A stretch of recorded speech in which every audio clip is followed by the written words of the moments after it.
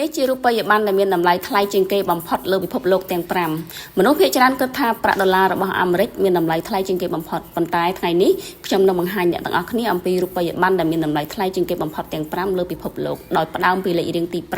5លេខរៀងទី5នោះគឺលុយផោនរបស់អង់គ្លេស1ផោនគឺស្មើនឹង 1.22 ដុល្លារអាមេរិកលុយផោនគឺជារូបិយប័ណ្ណដែលចំណាស់បំផុតមួយរបស់អង់គ្លេសពីព្រោះចក្រភពអង់គ្លេសមានសេដ្ឋកិច្ចដ៏រឹងមាំទី4លុយឌីណាសុកដានី1ដឺណាស្មើនឹង$1.41 ដុល្លារសហរដ្ឋអាមេរិករូបិយប័ណ្ណនេះត្រូវបានគេទទួលស្គាល់ថាមានតម្លៃខ្ពស់នៅប្រចាំបូព៌ាដោយសារប្រទេសសុកដានីមានសេដ្ឋកិច្ចរឹងមាំនិងមានទុនបម្រុងដ៏ច្រើនសម្បើមពីប្រេងឆៅនិងឧស្ម័នធម្មជាតិទី3គឺលុយអូម៉ានីរៀលរបស់ប្រទេសអូម៉ង់ដែល1អូម៉ានីរៀលស្មើនឹង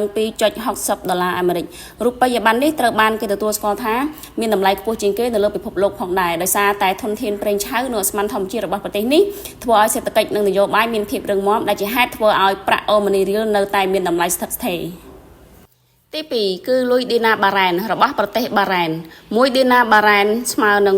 $2.65 ដុល្លារអាមេរិកដោយសារឧស្សាហកម្មប្រេងឆៅនិងឧស្ម័នធម្មជាតិដែលនាំឲ្យលុយរបស់ប្រទេសបារ៉ែនមានតម្លៃខ្ពស់ផងដែរលេខរៀងទី1លុយដែលមានតម្លៃថ្លៃជាងគេបំផុតលើពិភពលោកនោះគឺលុយរបស់ប្រទេសគុយវ៉ែតគឺ1ឌីណាគុយវ៉ែតស្មើនឹង$3.26 ដុល្លារអាមេរិករូបិយប័ណ្ណនេះមានតម្លៃថ្លៃជាងគេបំផុតលើពិភពលោកដោយសារប្រទេសគុយវ៉ែតមានទុនបម្រុងដ៏ច្រើនសម្បើមពីប្រេងឆៅ